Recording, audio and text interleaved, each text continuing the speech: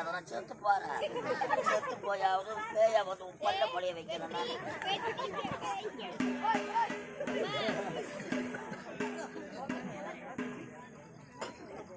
உள்ள போக மாட்டேன். எவனா செஞ்சு வச்சுக்கிறானா கடவுளே.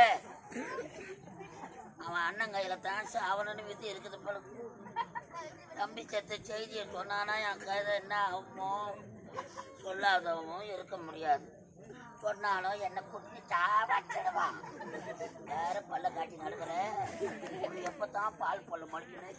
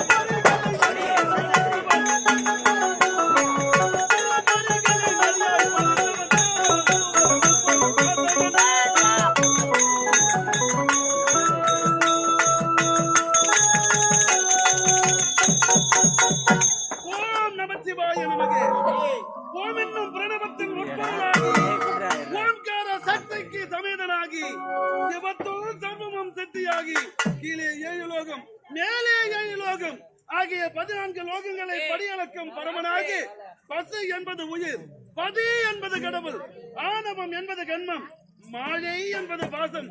அப்பாசத்தை அழித்தால் இந்த ஆண்டவனை அடையலாம் என்ற சித்தாந்தத்தை விளக்கி பிறப்பு இறப்பு என்பதை முறையாக்கி வெள்ளிங்கிரி வேந்தனாய் நந்தி காவல் புரிய ஈசன் கையிலே வாசன் என்ற பெயரை கொண்டிருக்கிறேன். இருந்தாலும் என்னை கோரி நீண்ட காலமாக காரணப்பட்டு ஆளக்கூடிய வல்லாளகண்டன் கடும் தவத்தில் இருக்கின்றான். இப்பொழுது அவனுக்கு நேரில் சென்று காட்சி கொடுக்கலாம்.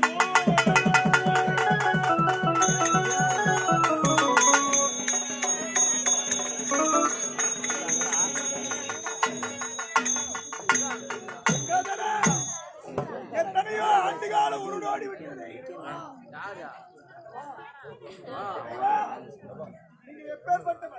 கல்லால் அடித்த சேக்கியனுக்கு கருணை தந்தார், வில்லால் அடித்த விஜயனுக்கு பாசு பெரும்பால் காலை முகத்தில் வைத்த கண்ணப்பனுக்கு ஒரு காட்சி மத்திய வனக்கிழமைக்காக வீட்டுக்கு மருத்துவந்தையா இறைவா